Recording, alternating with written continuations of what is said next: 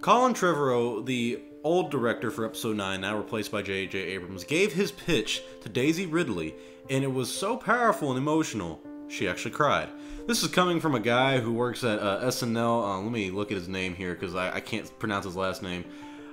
It's Bobby Monhayan or whatever. I don't know. But apparently, Bobby said on the Collider podcast, he said that they were at an SNL party, and that's where Daisy Ridley and Trevorrow met, and the actress was excited to learn what was in store for Ray, and so they went to a corner of the room to have a private conversation, and then Bobby said that Ridley started crying as Colin Trevorrow, spilled out his pitch for Episode 9. And so, of course, he couldn't go into any really more details, but still, the fact that this pitch, and that's all it was, just a simple pitch, was so powerful in her character that it actually made Daisy Ridley cry. So what does this mean? Well, it obviously means something emotional happened for Ray in Episode 9, and I've always been curious what this man's idea for Episode 9 would have been. I know they had creative differences with Disney and Lucasfilm, and that's why they took him off the project.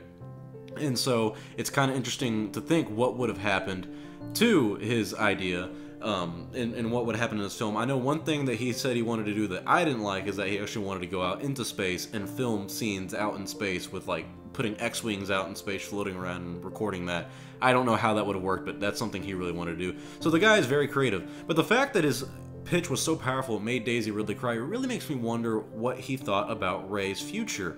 Because, you know, it was really hyped up on who her parents were in The Force Awakens. That was the overall story arc. And then you kind of got basically revelation for her in Episode 8, in my opinion, that her parents are nobody. And so, in Episode 9, if she has such an emotional moment in a story arc in Episode 9, I really want to know what that would have been. Because then it could have been, well, maybe she turned to the dark side, or turned Kylo to the light, maybe she found out who her parents were, or maybe, you know, obviously she did something emotional and probably sacrificed herself for the greater good, probably even sacrificed herself for Kylo Ren himself. So it's very interesting on what this film could have been. Colin was taken off for creative differences with Disney. I'm not entirely surprised by that. They are very particular on what they want the directors to do. However, I would have liked to seen him stay because, you know, if you have 3 different guys working on a trilogy, it might come out to be very good. There was this one trilogy I was thinking about just now, and it had 3 different directors for this first, second, and third movie, all different directors. It was a very good film trilogy. It did really well in the box office, most iconic trilogy of all time. I'm trying to think of the name of that trilogy and what it was about. But you know what? I don't know. Comment your thoughts below. Tell me what trilogy I'm thinking about that has 3 different directors and did really well each movie. But that's beyond me. Anyways, point is, I think Colin Trevorrow's idea for Episode 9 is obviously emotionally appealing for someone like Daisy Ridley. I'm not going to sit here and tell you Daisy Ridley is the greatest actress of all time. She's okay. She's not horrible. She's not great. She does her part. I think Adam Driver is probably one of the better actors in the series so far for this new trilogy. But overall, I wonder, I mean, it really makes you wonder what this pitch would have been. And so, sadly, you're probably never going to get that because what happened was right after they let him go, they brought in Jack Thorne, yeah. He was brought in to give Star Wars Episode 9 a rewrite, and then after that, they didn't even like his idea, so they gave it to J.J. Abrams, and so J.J. Abrams is going to completely rewrite the whole thing. You know, he's also working with a guy named Terrio, or whatever, I can't remember, I don't know his first name, but whatever. So, cool. J.J. Abrams coming back to do Episode 9. I'm partially excited for it, more excited than I was for Episode 8, considering the trailer for Episode 8. I'm excited for the trailer for Episode 9.